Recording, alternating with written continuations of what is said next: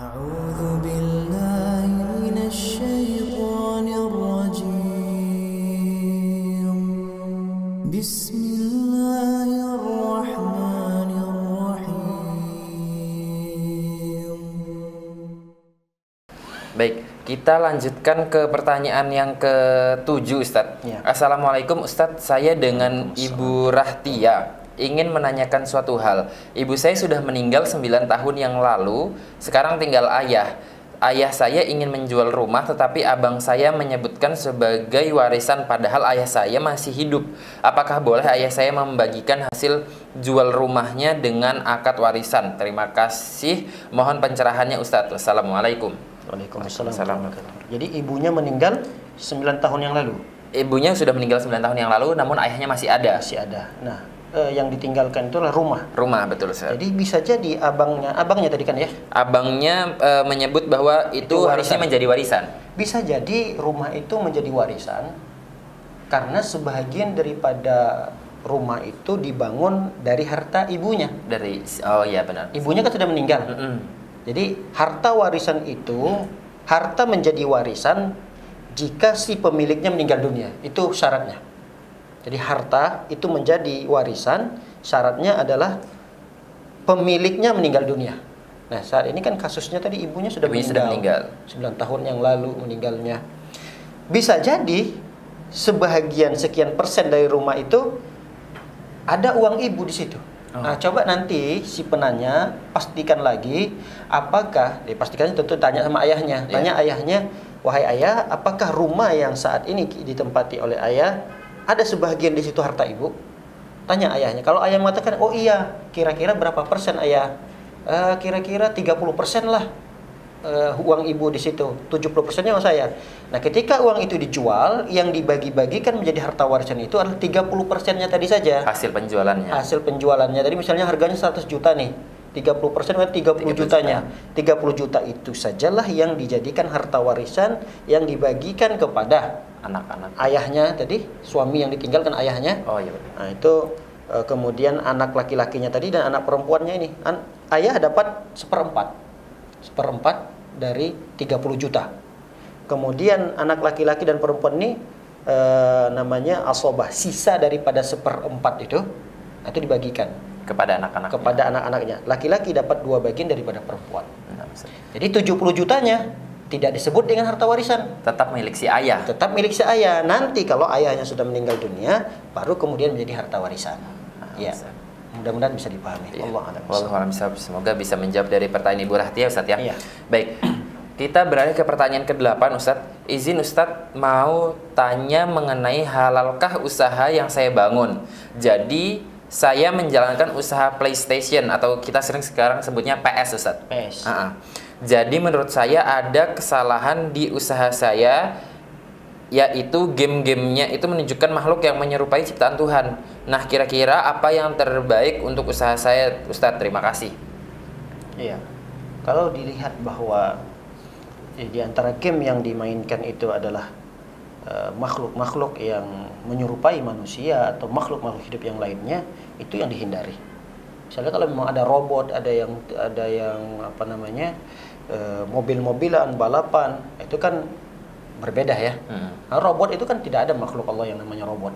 Tapi kalau manusia persis, itu sebaiknya dihindari PS-PS seperti itu. Dan perlu memang dibuat aturan-aturan dalam bermainnya. Misalnya dilihat waktu-waktu sholat harus berhenti. Lihat anak-anak itu jangan sampai banyak menghabiskan waktu di sana. Kita harus kenali itu siapa pelanggan-pelanggan kita. Oh, anak fulan ini. Nah, ini misalnya sehari kasih waktu cuma 1 jam saja. Jadi kita harus membuat hiburan buat anak-anak, tapi jangan tanpa dibatasi, tanpa ada aturan gitu. Sehingga anak-anak yang lupa waktu, kadang ada yang pakai baju seragam sekolah. Iya, benar. Nah, ini dia harus perhatian terhadap itu. Kalau mau memang usahanya itu tetap dibolehkan dalam koridor yang benar, Ustaz. Dia harus melakukan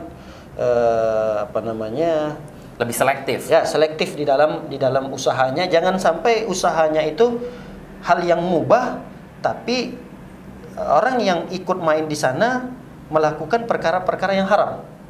Memang dia mubah nih buka usahanya seperti itu misalnya, boleh. Tapi ketika dia membantu orang lain untuk melakukan kesalahan, dia kan dapat kesalahan juga. Iya, betul Ustaz. Karena dia Saling membantu dalam kemaksiatan. Nah, hal-hal seperti ini dia harus rapikan. Jadi yang jadi masalah bukan makhluk yang menyerupai itu. Cuma yang jadi masalah adalah jangan-jangan dia membuka suatu usaha itu yang menjadikan anak-anak kaum muslimin lalai. Bahkan ada di antara laporan-laporan yang saya terima, sebagian anak-anak itu malah bolos dari sekolah hanya sekedar untuk pengen main. Nah, ini dia harus kontrol itu semua. Dia lihat ini jam sekolah. Kenapa kok anak-anak berseragam sekolah bisa masuk di sini? Iya, betul Ustaz. Nah, dia harus larang. Jadi dia buat aturan yang begitu lengkap terkait siapa-siapa saja yang boleh bermain di sini dan mainannya ada apa syarat dan saja. ketentuannya. Iya, ada syarat-syarat ketentuan yang boleh main di sini. Misalnya tidak boleh memilih permainan yang mengajarkan kekerasan. Kekerasan misalnya berantem kan, smackdownan apa, itu tidak boleh permainan itu. Tidak boleh ada permainan yang di dalamnya terkandung syiar-syiar orang-orang kafir. Nah, karena itu akan menjerumuskan anak kaum muslimin kepada kesyirikan secara tidak langsung. Misalnya ada permainan-permainan itu ternyata mainnya di gereja. Ada salib-salibnya, ada patung-patung tuhan-tuhan ininya gitu. Atau main-mainan mobil-mobilan tapi ada syiar-syiar, simbol-simbol non-muslim di situ. Nah, itu dia harus selektif dalam memilih permainan juga. Jadi banyak aturan-aturan yang harus dia penuhi. Kalau dia tidak bisa memenuhi itu semua, terlalu berat bagi dia, ya untuk lebih amannya dia tutup usaha itu, cari usaha yang lain. Insya Allah mudahkan Ustaz ya, jika memang niatnya ingin menjadi yang jauh lebih baik Ustaz ya. Betul. Nah, baik, semoga bisa menjawab dari pertanyaan penanya yang saat ini sedang menjalankan usahanya, dan semoga usahanya selalu diberkahi oleh Allah Ta'ala Ustaz ya. Amin. Baik, kita lanjutkan ke pertanyaan berikutnya Ustaz. Bismillah, Assalamualaikum warahmatullahi wabarakatuh. Waalaikumsalam warahmatullahi wabarakatuh. Afwan Ustadz, Ana mau bertanya, apa hukum membaca surat As-Sajdah di pagi hari Jumat? Jazakumullahu khairan. Jadi mungkin maksudnya ini dikhususkan seperti itu Ustadz. Jika yang penanya maksud adalah dia baca di saat sholat, boleh. Tapi kalau dia hanya membacanya di pagi hari sebagaimana rutinitas yang dibacakan kaum muslimin pada surah Al-Kahfi, itu tidak ada sunnahnya. Yang disunahkan itu Nabi SAW membaca surat As-Sajdah itu di pagi Jumat, maksudnya di sholat subuhnya, di rakaat pertama. Kemudian di rakaat kedua Rasul SAW membaca surah Al-Insan. Nah, ini sunnah, memang ada hadis Nabi SAW yang mempraktekkan itu. Tapi kalau yang dimaksud penanya ini adalah dia mengamalkan setiap Jumat surah Sajadah itu dibaca di luar sholat, ini tidak ada sunnahnya dari Nabi SAW. Ya, Allah alam. Baik, kita lanjutkan ke pertanyaan yang ke-10 Ustaz. Assalamualaikum warahmatullahi wabarakatuh. Waalaikumsalam warahmatullahi wabarakatuh. Bismillah, Ana ingin bertanya. Begini Ustaz, ada seorang suami yang menghibah rumah kepada anaknya yang belum baligh, dan rumah itu belum selesai atau masih dalam tahap kredit. Setelah itu suami istri itu bercerai. Setelah itu suami menikah lagi dan tinggal di rumah itu bersama istrinya. Jadi maksudnya istri yang baru Ustaz ya. Karena dipikir kalau mengontrak akan menambah pengeluaran. Dan bagaimana hukum istri itu sendiri? Karena dia merasa takut akan mengambil hak orang lain, karena mantan istri juga selalu bertanya tentang status rumah. Jadi si istri baru agak nggak enak. Apa yang perlu istri lakukan? Jazakallahu khairan. Ya, wa jazakallahu khairan. Sebenarnya tidak ada masalah apa yang dilakukan oleh suaminya tadi itu. Yang katanya dia sudah menghibahkan rumah ya. Ya, rumahnya kepada anaknya, ternyata rumah itu ditempati oleh ayahnya. Tidak ada masalah. Dan istri barunya. Dan istri barunya tidak ada masalah, tidak mengapa. Apalagi hibahnya tersebut belum diterima oleh anaknya. Kita nggak usah cerita anak dulu lah. Misalnya saya akan gambarkan kita berdua yang tidak ada hubungan apapun kan ya. Kecuali seakidah semuslim lah. Ya, artinya kita tidak ada hubungan darah nih, tidak ada hubungan ayah dan bapak. Saya punya HP misalnya, iPhone apa yang sekarang yang paling terbaru? Yang baru mau keluar, iPhone 14 ya Ustaz ya. iPhone 14. Yang baru mau keluar. Saya mau hibahkan ini, tapi barangnya itu belum antum terima. Nanti Mas Fajri, saya akan berikan, saya akan mau hibah, saya ada niat untuk menghibahkan iPhone 14. iPhone 14-nya itu belum keluar, dan kalaupun udah keluar belum saya serahkan. Andai kata saya tarik lagi hibah itu, tidak saya berikan, Nggak jadi itu sih. nggak jadi saya berikan, nggak ada masalah. Karena belum diterima. Yang terlarang itu adalah iPhone 13 sudah ada di tangan, sudah antum terima keseluruhannya dari surat-surat apa, surat-surat handphone ada tuh ya, surat-suratnya. Semuanya satu dus gitu, satu kotak itu, semuanya udah antum terima. Niatnya juga saya sudah mau berikan, Dan sudah diterima. Sudah diterima. Udah ada akadnya. Akadnya itu sudah ada. Lalu 1 jam atau 2 jam berikutnya saya berubah pikiran. Saya ambil lagi, nggak jadi. Nah, itu haram. Karena sudah Tidak boleh. diterima, Ustaz, ya? Sudah diterima. Makanya Rasulullah SAW mempermisalkan perkara itu seperti anjing yang menelan muntahnya. Artinya kalau saya lakukan itu seakan-akan seperti anjing yang memakan muntahnya lagi. Menjilat ludah sendiri. Menjilat ludah sendiri. Itu nggak boleh. Haram hukumnya. Nah, ini kasus yang tadi ditanyakan. Pertama, baru hanya sekedar niat. Rumah itu di awal anaknya belum balik. Baru pembangunan rumah, rencananya rumah ini akan dihibahkan kepada anaknya. Ini sudah jadi namun masih kredit, Ustaz. Iya, masih kredit. Anggaplah rumah itu sudah jadi dan sudah layak ditempati. Ternyata rumah yang tadi diniatkan untuk dihibahkan kepada anaknya, malah ditempati oleh ayahnya. Tapi dipermasalahkan oleh istri pertamanya kan Istri ya. yang lama. Itu gimana statusnya? Kok kamu tempati? Bukannya kamu sudah berniat untuk menghibah, memberikan pada anakmu? Kata para ulama tidak masalah selama sang ayah ini belum memberikan surat-surat itu ke tangan anaknya. Karena memang anak juga belum balik, Ustaz ya. Anaknya juga belum balik. Kemudian kaitan yang berikutnya adalah kita sering mendengar hadis Nabi SAW yang mengatakan anta wa maluka di abika. Kamu dan hartamu itu punya ayahmu. Jadi andai kata sah udah nih, pemberian hibah itu sudah sah. Artinya ayah itu masih tetap boleh menggunakan harta anaknya selama tidak mengganggu keberlangsungan hidup anaknya. Si anak tersebut. Iya, selama tidak mengganggu keberlangsungan hidup anak itu, ayahnya boleh tetap menikmati harta anaknya. Andai kata memang sudah sah ini serah terima hibahnya, surat-suratnya sudah diberikan pada anaknya, nama rumah itu sudah diatasnamakan anaknya, dan rumah itu sempat tidak ditempati oleh ayahnya, dia di luar misalnya. Lalu kemudian karena kondisi ekonomi ayahnya daripada ngontrak mending tempati rumah anak. Itu pun tidak menjadi permasalahan. Jadi kalau dipermasalahkan oleh istri pertamanya, sebenarnya dalam pandangan syariat hal itu hal yang boleh saja. Boleh saja karena itu kan harta anaknya sendiri. Ya, mungkin ini yang ditanyakan, jadi si istri yang baru ini bagaimana sikapnya untuk menghadapi istri yang lama, Ustaz? Sebenarnya dia tidak perlu menghadapi itu. Tidak perlu. Biar itu adalah urusan suaminya. Jadi dia hanya sekedar menjaga diri, menjaga jiwa. Yang penting dia sudah tenang dulu nih. Tenang karena rumah yang saat ini ditempati bersama suaminya itu tidak dipermasalahkan dalam syariat. Itu aja yang dia perlu ketahui. Adapun apa yang harus dia lakukan kepada mantan istri suaminya, itu bukan tugas dia. Nanti akan menjadi makin berat, Ustaz ya. Makin besar permasalahannya. Yang harusnya dia tidak perlu ikut dalam permasalahan itu, dia mencoba ikut-ikutan, akan menjadi permasalahan lagi. Berarti jalan terbaiknya adalah berlepas diri, Ustaz ya? Berlepas diri, yang penting dia sudah merasa nyaman, tenang dengan keberadaan status rumah yang saat ini ditempati. Sah-sah saja, diperbolehkan, itu kan sudah hal yang sudah cukup bagi dia. Tidak perlu lagi dia masuk lebih jauh daripada itu. Baik, semoga menjawab pertanyaan dari Bapak atau Ibu yang bertanya, Ustaz ya. Baik, kita akan lanjutkan ke pertanyaan yang terakhir, Ustaz. Ini sepertinya pertanyaan yang paling panjang nih, Ustaz. Assalamualaikum, selamat pagi Bapak atau Ibu. Waalaikumsalam warahmatullahi wabarakatuh. Sebelumnya perkenalkan, nama saya Farah Fadilah. Saya merupakan mahasiswi Fakultas Hukum Universitas Padjadjaran. Saat ini sedang mengerjakan tugas akhir yang membahas mengenai sebuah tradisi ditinjau dari hukum Islam.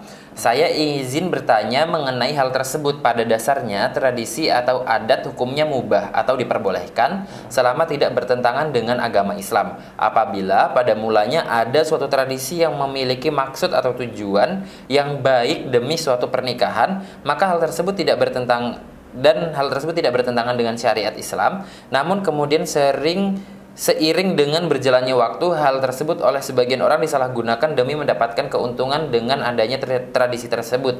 Maka bagaimanakah hukumnya? Apakah hal tersebut dapat disebut dengan bid'ah atau hukumnya menjadi haram karena melanggar syariat Islam dengan memberatkan suatu perkawinan atau mendorong seseorang untuk melakukan kejahatan demi memenuhi tradisi yang menjadi salah satu syarat dalam perkawinan tersebut? Terima kasih Bapak atau Ibu. Ya, saya tidak terlalu bisa memahami secara pasti pertanyaan itu. Karena nggak disebutkan kasusnya, Ustaz ya? Iya, saya Tradisi hanya apa? menebak-nebak ini. Jadi saya masih menebak-nebak apa yang dimaksud dengan tradisi tersebut. Dia sudah menjawab sebenarnya tadi dari pertanyaannya itu.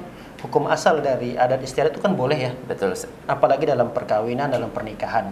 Selama tidak ada embel-embel agama di dalamnya, boleh aja. Saya contohkan misalnya, apa sih adat istiadat di dalam perkawinan yang dibolehkan? Kalau di suku kami itu, di Melayu, ada namanya balas pantun. Balas pantun. Balas pantun. Jadi keluarga perempuan berpantun, nanti dijawab oleh keluarga wakil dari keluarga laki-laki. Itu berbalas pantun. Nah, ada lagi sebelum atau sesudah itu, ada silat-silat. Iya, nama Ustaz. Orang ini berduel Biasanya dulu. anak-anak juga ikut. Anak-anak jadi beramai, kemudian artinya hiburan lah, karena memang di acara-acara seperti itu kan memang Sukacita, Ustaz, ya? harus bergembira kan ya, menampakkan kegembiraan, orang-orang yang hadir juga dihibur. Betul. Nah ini kan adat istiadat, kalau kita pandang dalam tinjau dari pandangan syariat, nggak ada yang melanggar, Oh, nama Ustaz. nggak ada yang melanggar, kecuali diembel-embelkan dengan agama misalnya. Karena dengan berpantun itu akan rumah tangganya akan bahagia, akan begini, akan begitu. Kalau nggak ada acara itu, nah ini barulah masuk dalam kategori mengada-ngada dalam agama tadi. Ada. Ini kan masalah duniawi Dicampur yang adukan. dicampur adukan dengan agama, itu yang tidak boleh. Tapi kalau dia mengambil keuntungan tadi, karena kan ada yang mengambil keuntungan dari apa namanya, dari kegiatan tradisi tersebut, ya sah-sah saja, nggak ada masalah kan. Misalnya saya buka suatu usaha jasa Silat tadi. sewa Silat-silatnya. pesilat-pesilatnya. Yang Itu kan, memang kita latih, Ustaz, ya, ya? kita latih, kemudian yang menggaji mereka siapa? Iya, Kita betul. kan. Ya sah saja saya misalnya mau menggaji mereka per orang 100.000 atau 50.000, kemudian saya juga jasa pelatih dan yang mengumpulkan anak-anak tersebut, Baju-bajunya baju-bajunya juga, itu kan semuanya biaya. Butuh biaya. Itu juga nanti ada khusus orang yang berpantun, itu kan juga supaya mereka bagus cara penyampaian pantunnya, itu harus dilatih dan seterusnya. Karena memang kalau tidak terlatih biasanya malah kikuk, Ustaz, ya? Iya. Nah, hal-hal seperti ini sah-sah saja seorang yang tadi mengambil keuntungan dari itu. Ya selama dia tidak mencampur adukan antara adat istiadat yang dibolehkan seperti ini, lalu kemudian dikait-kaitkan dengan agama tadi. Jadi ini sama sekali tidak ada kaitannya dengan bid'ah atau apapun sekalipun tadi, tidak ada. Kecuali ada beberapa misalnya adat istiadat yang melanggar syariat. Misalnya menghambur-hamburkan harta mubazir, ada ini yang dipecahkan, itu yang dibuang, ini dilemparkan sana, padahal itu makanan misalnya begitu. Yang bisa dimakan seharusnya, Nah, Ustaz, ya? itu adat istiadat yang tidak boleh karena Mubazir. dia ada israf di situ, membuang harta. Ada lagi yang berkaitan dengan dikait-kaitkan dengan agama misalnya. Nah, dia bisa sebutkan di sini. Penting adalah yang Mungkin pemirsa juga sudah paham, Ustaz, ya? Pemirsa juga sudah paham dalam masalah ini. Artinya ada ritual dalam pernikahan itu yang seakan-akan kalau tidak dilakukan, nah itu akan mendapatkan hal yang tidak baik dari pernikahannya atau kurang berkah pernikahannya. Nah, keyakinan seperti ini harus dibuang. Bukan karena silatnya tadi, bukan karena berbalas pantunnya tadi, tapi karena keyakinan terhadap pantun itu apa? Oh nggak ada, ini cuma sekedar menghibur saja. Ini masalah duniawi. Ada istiadat yang sudah kami dapatkan dari nenek moyang kami dulu, nggak ada masalah. Lalu ada orang yang mengambil keuntungan dari itu karena dia ingin mengorganisir supaya ini lebih rapi, lebih bagus, lebih terjaga adat istiadat ini gitu kan ya. Nggak ada masalah, sah-sah saja orang mengambil keuntungan dari hal seperti itu yang bersifat duniawi. Nggak ada masalah. Kecuali ayat Al-Quran yang dia jual dalam Ya. pernikahan itu yang tidak boleh. Ya, Nah, Allah alam bisawab. Allah alam bisawab. Semoga bisa menjawab dari pertanyaan mahasiswi semester akhir ini tadi Ustadz ya. Iya. Baik, mungkin itu tadi kita sudah menjawab 11 pertanyaan Ustadz, dan insya Allah bisa menjawab pertanyaan-pertanyaan yang sudah masuk kepada kita dari kanal YouTube maupun sosial media dari Halo Ustadz. Dan terima kasih Ustadz atas jawabannya, atas pencerahannya yang telah diberikan kepada kami. Semoga Allah selalu menjaga Ustadz dan keluarga Amin. Ustadz. Amin, Baik, ya Rabbal Alamin. terima kasih pemirsa sudah menyaksikan program dari Ustadz Menjawab, dan kita nantikan program Ustadz Menjawab berikutnya dari pertanyaan-pertanyaan yang masuk dari ke sosial media Halo Ustadz. Sampai berjumpa pada kesempatan berikutnya. Mohon maaf apabila ada kesalahan. Kami akhiri, wabillahi taufiq wal hidayah. Wassalamualaikum warahmatullahi wabarakatuh. Waalaikumsalam warahmatullahi wabarakatuh.